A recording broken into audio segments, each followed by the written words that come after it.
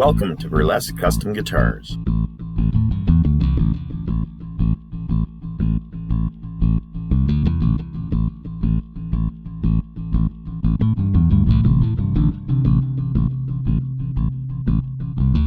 Guitars have been my passion for my entire life.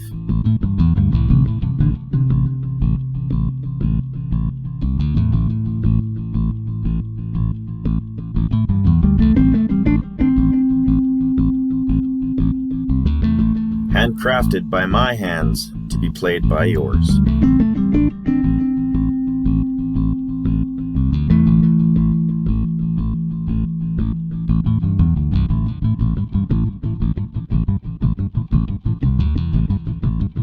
Each one I create is like no other.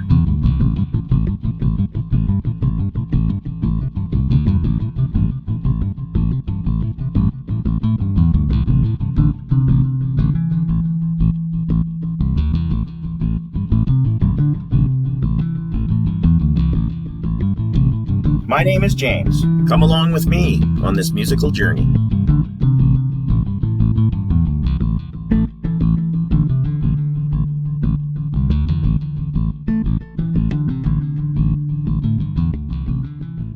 Going on over here.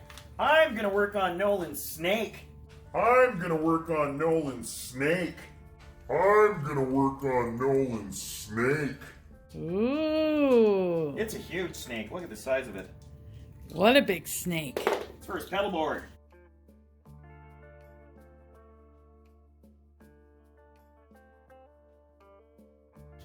So yeah, I gotta take these two ends and turn them into right angles like all of these ones, and two ends off of here, and put new straight stereo ones on. These are just mono right now, but I'm going to put stereo ones on so that we can use them for switching. And the wires are 3 wires, so it's good to go. Yeah, so that's what I'm doing right now. Excellent. Soldering fun. Soldering fun? Whee! With your soldering iron? With my magnificent soldering iron my beautiful wife bought me for Christmas a few years ago. Oh, isn't that thoughtful? Yeah. You have a very thoughtful wife. She is very thoughtful. Is she? Yes. What else is she? She's beautiful. Oh. And she's wonderful and caring. Oh. Brownie points. Yes. Pizza for dinner. Pizza. Bye. Bye.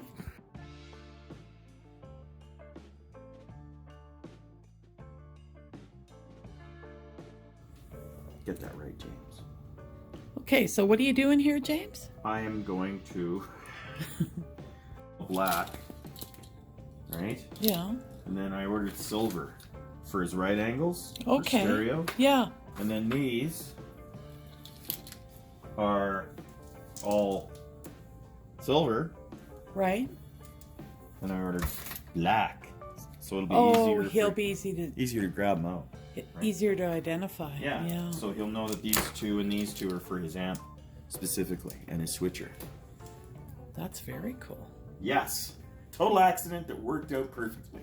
Oh, you didn't plan that? I did not plan it at all. It's Oh. just how they showed up and what I could get my hands on. Is that right? It's fascinating. Fascinating, isn't it?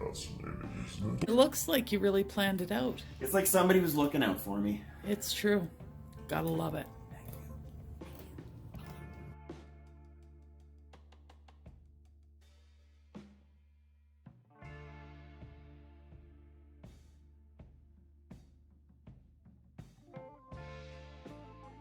So what's going on here, James? Oh, I just finished a battle with a Epiphone Ultra 2 guitar that has an acoustic shadow nanomag pickup in here that was not working at all. And there's a good reason why it wasn't. There's a lot of controls on that guitar. There's a lot of controls on this guitar, but there's also one thing that they did really poorly, and it's this. It's a 9-point input jack, and as you can see, it's barely holding itself together, and that's what happened. It literally pushed itself apart inside of the control cavity, and then it just stopped working, which also created another issue. Is where do I find it? Well, you can find a 9-pin, but there was only 4 wires attached to it, so I'm like, this seems like overkill. So I did a little research and figured out what the wiring was, and I have fixed it with a 4-wire input jack. I'm actually going to replace this jack, but I was just testing it to make sure it would work.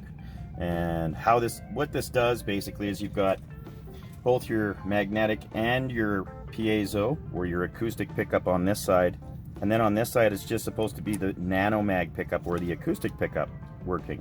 In either case, it wasn't working, the pickup wasn't coming on because this switch was buggered up, and it's a circuit. So if a switch is buggered up in a circuit, usually stuff doesn't work. So yeah, I figured it out, and I got it working, and thank God for patience and a little bit of know-how. What happens when you plug this sucker in to this one is it actually turns the magnetics off completely. So it was kind of hard to figure out which wire was the one that did that, but I figured it out, and we're back in business. And I'll just give you a little quick demo. You can hear that that is the acoustic alone. And then we plug into this one. And I've only got the acoustic turned up, but yeah, you can hear them. Actually turn the acoustic right off. So now we know it's working properly. That's the volume for the acoustic as well. So you can actually put it in and out of the control. So I basically literally had to trace this whole circuit to figure out what the hell was going on, and I got her going. Now I have to figure out how to fix this, because he doesn't have the door for the battery, and that just drives me bananas. So on to step 2. On to a little fabrication. A little fabrication, I think, is coming up. I think so too. All right. Thank you. Bye. Hi. What are you doing? I am just finalizing the placement and gonna do the cuts for these carbon fiber rods on the baritone guitar neck for Alex. Oh, right. I've already cut the truss rod channel. I'm doing a bottom feed spoke wheel style on this guitar, as it has the most reach on a baritone neck. Okay. Because the problem is they don't make truss rods anywhere between 18 inches and then 24 inches, and the neck's kind of right in between, so you gotta do a little bit of finagling. So this I found was the best way to get the maximum reach on the neck that I'm gonna need, and where I'm gonna want it to adjust on the neck for my neck relief. Okay. And then what I've done is also, because we're doing a baritone, it's a heavier gauge of string, it's a longer neck, so I'm going to put in some carbon fiber reinforcement rods as well. Okay. And I'm kind of doing some interesting things here. What I'm doing is I'm going to compensate for the lack of truss rod up at the top by starting the carbon rods at the top and going down, and then the truss rods coming from the bottom up. So kind of gives me an even balance all the way through, and I know my neck's going to be reinforced where I want it to be. Great. Yeah. So yeah, I just got to basically kind of do the last channel cut on the truss rod, and then I'm going to do the carbon fiber rods. Okay, great. Yeah.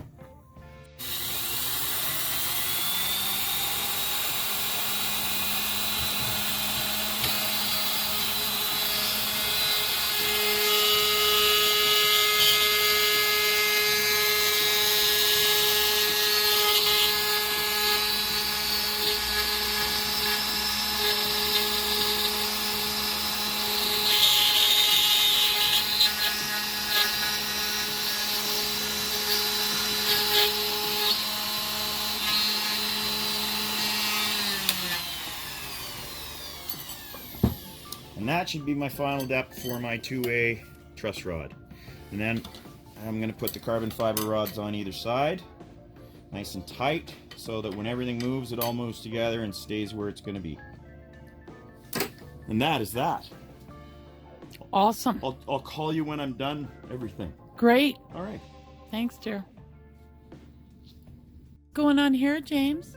This is my rosewood fretboard block piece of wood that I'm going to cut for a 5-string bass that I'm building for Jim. But as you can see, this is kind of how things start off. I don't buy them already done. I kind of have to make them on my own as I go because everything's custom made, right? So, you know, it's kind of cool to be able to buy wood like this and shape it and cut it and do it all yourself and know what it came from. This piece of wood I've had for 6 years in the garage, so I know it's climatized, it's not going to do anything, and when I cut it, it's going to be solid. And then what I do is rosewood's a really nice wood because for fretboards, it's kind of a porous wood. It's got a bit of a warmer sound than maple. Gives you a nice even balance, especially if you're using a maple back and then a rosewood fretboard on top. With bases, it gives you a more bottom end and a smoother tone. So that's what we decided to go with. I prefer rosewood over any other fretboards personally. Maple's my favorite, but if I'm going to go for a different kind of wood, it's always rosewood. There's ebony, there's wenge, there's granadillo, there's all different kinds of stuff that people are using now, but you know, there's a reason why they use rosewood at the beginning, and then there's a reason why they use maple as well. So you stick with what works as far as I'm concerned. Great. Yeah. Hi, James. Hello. What are you working on? I'm just finishing up the Les Paul Ultra for Alan that was having the acoustic problem. Right. The shadow pickup was not working at all. Why? There's a couple of issues with it, and they're kind of finicky, apparently, from what I've read. So I basically did a full once-over on it. The problem was this input jack on the acoustic side basically kind of controls this entire setup. And it's like I've told people before, with Les Pauls and all kinds of electronics, if you have one component or what have you in the circuit, you're going to have problems, and especially with something like this where you've got two. One is a magnetic and acoustic, and one is just the acoustic. However, if you don't have this working properly, what happens is your acoustic doesn't work at all. It will not engage or disengage, so to speak. It's kind of technical mumbo jumbo, but basically I had to go over the whole thing and rewire a couple of pots and put in a new, this is a 4-pin as opposed to a 9-pin. It was kind of overkill what they had in it before. And yeah, so I got her working and it sounds great. Let's have a listen. I'll just do it with the acoustic at first.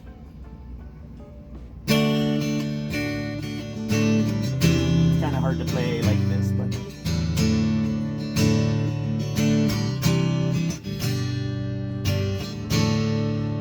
and I'll add in the treble pickup.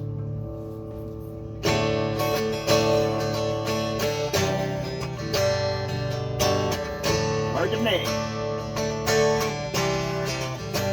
And switch it up to the bridge.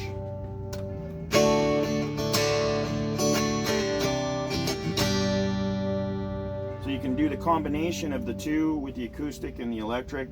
I do find it a little touchy when it's on there. The acoustic doesn't come through as well. There's a reason for that, but that's Ohm's law. I don't want to get into that with you. And then this guy is just strictly the acoustic on its own. And the reason it wasn't working is because when you plug into this, there's a toggle on it that actually sends a signal over to this and tells it to turn it off or on. And it kind of cooked a few things on the way between and in between, so I had to trace it, and it took me quite a while to figure it out, but I got it working, and I'm pretty happy about that. So like this is meant to send a stereo signal out, so you could have two amplifiers, which sounds really cool. Put one with just the acoustic coming through it, and then over here you have just your electric coming through it, and it gives you like a really spatial. Obviously, it sounds like two guitars at the same time, so it can make you sound a lot bigger. So this is just the acoustic side. About the acoustic side is none of these controls work except for the volume on it, on the acoustic itself. But when you're running through the magnetic, the tone works on the acoustic side as well. Kind of weird, kind of different. I don't know why they designed it. I also replaced I didn't replace, but I put another piece of pickup material underneath here and glued this original patch down because it had cracked in the center. And that's another big beef with people about this guitar is this is a really skinny piece of plastic and it's not very sturdy. I couldn't imagine having two input jacks put into there and walking around on stage. It would probably break in no time. And then I discovered that they didn't have the cover for this battery box, which is kind of another beef they had online as well about this guitar, is it was actually a piece that came out. Like the Dunlop Crybaby wah pedals, you always see those. They never have a battery box in them, or they are missing the cover because it's a loose piece and guys lose them. So I cut the old battery box out and I installed this one with a cover and a new wire. And I put a piece of foam in there so that it doesn't jangle around and make noise. And yeah, she's Nice. good to go. And then of course I did a full burlesque sizing, a fret dress and edges. I cleaned all of the hardware up. It was really anodized and covered in schmutzing. And fan the nut for him for better tuning stability. Fanning is when you open it up on the end. Just allows this. It actually makes the string go straighter to the machine heads. That's an old trick, going back way back when. A lot of people don't know about it though. They know now. They know now. Yes. And of course, I treated the fretboard to a few smatterings of fretboard love. Oh, a little fretboard love. The delicious fretboard love. It's the best care anywhere. Yeah. And voila, she's good to go. Awesome. One happy client, one happy James. And it was really cool working on this guitar because I don't see very many of them. The Ultra is, it's a fairly out there guitar, but it was only made I think for 2 years, and I don't believe every one of them came with this. I think this is kind of an upgraded version of it. So to see the shadow setup inside of it was kind of cool, and to get to really know the inside out of it was indeed my pleasure. Hi, James. Hello. What are you doing? I'm just testing my fret slotting saw and checking my depth to make sure that I'm okay to go on this beautiful piece of ebony that I'm using to redo a, I believe it's a 1990 Dean Cadillac for Rod. And I'm just going to start slotting these fret slots for him. And I've got everything set up in here and ready to go. So I thought I would entertain you guys and do a couple. But first I gotta double check everything's good. Yes. So yeah, basically this is excuse me, this is set. You can see this is a fret saw, very thin, very precise. And then this is basically a saw, or for this is specifically just for fretboards. I use this this is my second fret slotting device. I also can do it on the table saw. I have blades for doing it on the table saw. But this basically, what this jig does is it sets up your height and your depth cut for this saw on this fretboard. So I've already set everything up, and you'll see once I put this saw in, if you get your camera down here, you'll see that there's a little gap where I've got to get down to. So once I know I'm there, I'm going to start cutting, and you'll see once I get to the bottom, I'm gliding on top of those bearings. So it cuts me a nice, straight, even slot and controls my height for me. Makes it way easier than doing it, you know, on the side of the bench or what have you. You gotta just take your time and do your thing. Make sure your saw is sharp and everything's good to go. That's why I always do a couple of test cuts before. This is ebony too, so it kind of binds. It's very dense wood, so I like to clean the slot out. And then I'll just start again. I know I'm almost near the end here, but I'm just going to make sure that I'm down. Yeah. So now I know I've reached my goal, and now I'm going to just double check it with my little gauge again, and this is my first fret. And I've got tons. I wanted to see that little black line there. I just want it to go to there, but as you can see, I got lots, which is great. A little more room is better when you're building necks and stuff by hand. You don't have to be that precise with your depth cutting, especially with the frets. But you want to know you got enough. But more is less on this, in fretting, because it makes it a little bit easier. And when I'm doing the frets, I actually back bow the neck a little bit when I'm installing them, so it actually opens those slots up a little bit, and then when I'm finished, I can just let the tension off the neck, and usually it's dead straight. We're pretty damn near. Anyway, that's how I do this, and that's kind of just another little trick I thought I'd show you here at Burlesk Guitars. But I gotta do this, let's see now, 21 more times. So I will talk to you later. Hi. What are you doing over there? Getting everything set up to cut some fretboards up. Okay, let's come have a quick look here.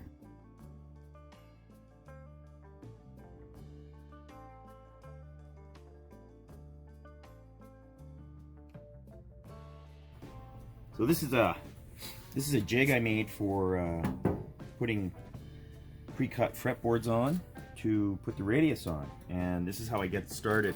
This is all new, actually. This is all kind of a new way. I used to do everything by hand with my radiusing, and now I get it started with some really cool radiusing bits that I found that are really heavy duty. And this is for doing I think this is a 12-inch radius. Yeah, so there's a 12-inch radius example, see? That's the radius of the fretboard. So I'll actually do the first initial trim on here, and then I take it and use a radius block and get it all perfect. Then I cut my slots in it. Yeah, very good. Yeah, that's how it works. Hi, James. Hi! What are you doing? I am about to cut the pre-radius on this beautiful ebony fretboard for the baritone guitar I'm building for my buddy Alex. Okay. I've already done the one side, but I'm about to show you how I do the basic start, and then I go over it by hand and get everything nice and cleaned up. Ebony's really hard wood, so you got to be very careful when you're cutting it, and it's nice to have good sharp bits, and I have some really nice cool bits, and I'm cutting a 14-inch radius on this fretboard right now. Okay. So I'll give you a little preview of how I do that.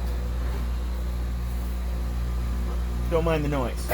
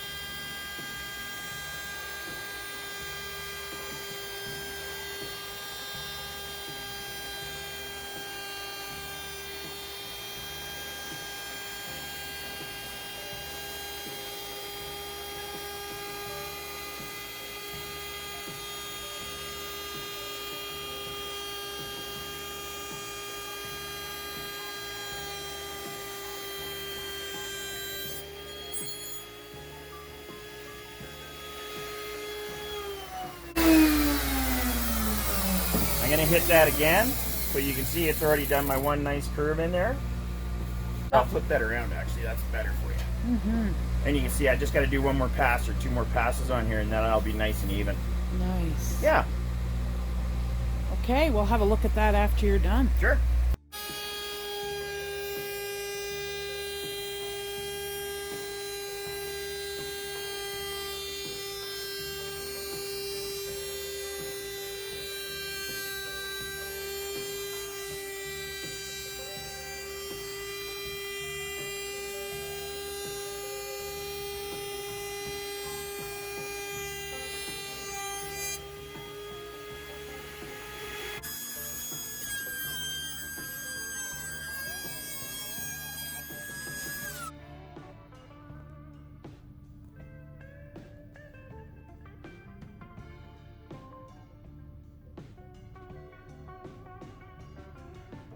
Oh yeah, I see you designed your own jig.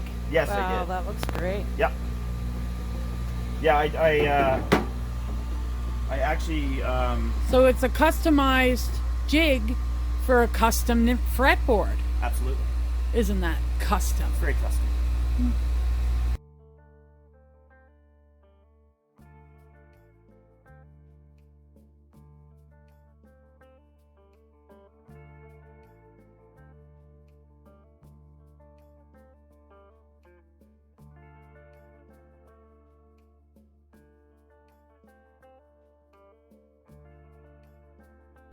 So what do you have drawn out here on the bench, James? This is another base that I'm going to be building. Kind of an interesting looking beast.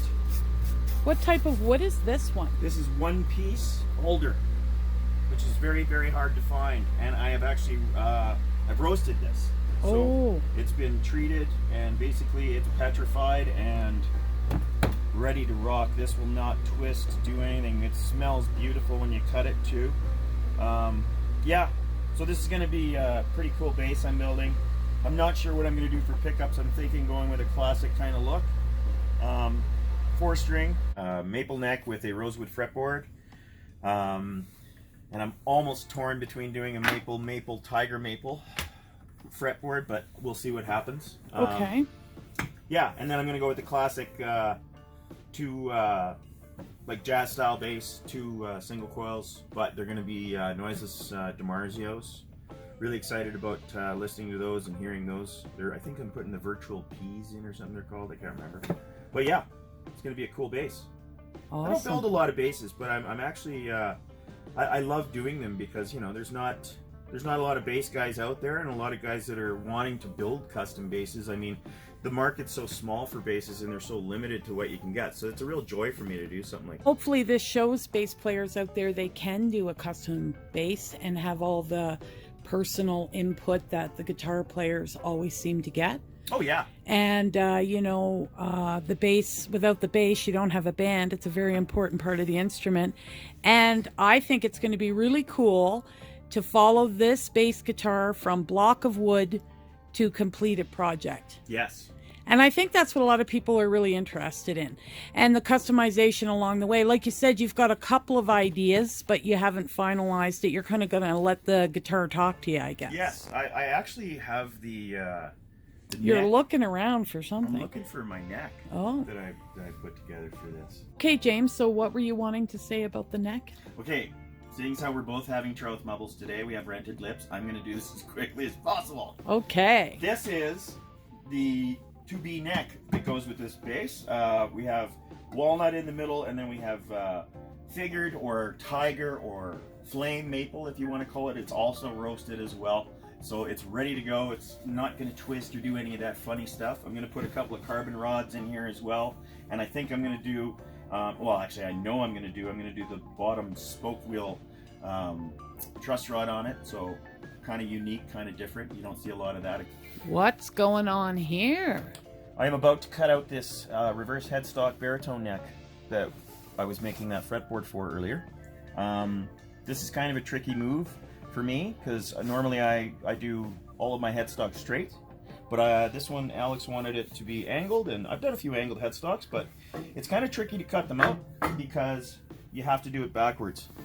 And what I'm going to do is, I don't know if you can see that, but I've drawn it on the back side. I've also drawn it on the front side.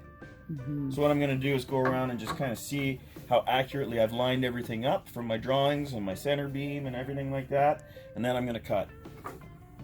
Okay. Yeah, so I'll show you you'll kind of see what I'm doing here.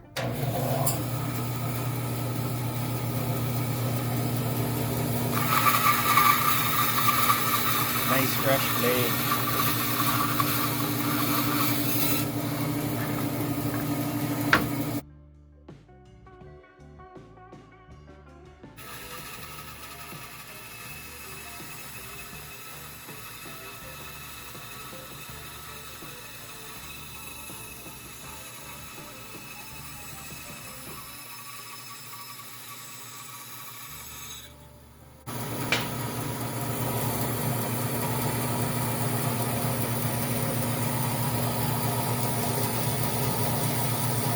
Pretty damn close. Pretty damn close.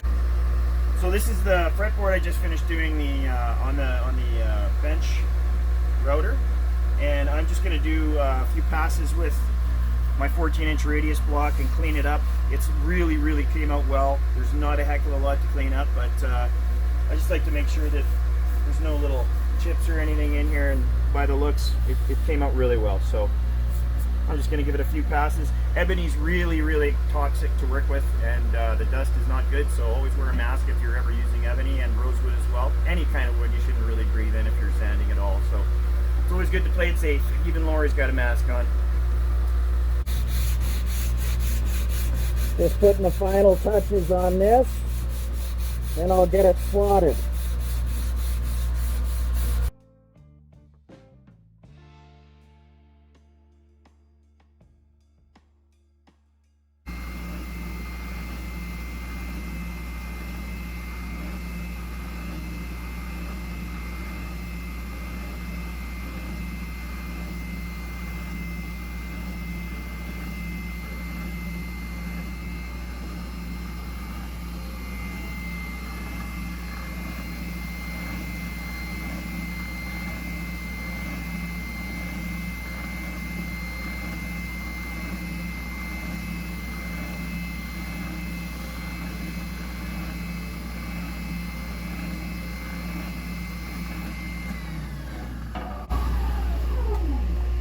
So that's literally what I do every time.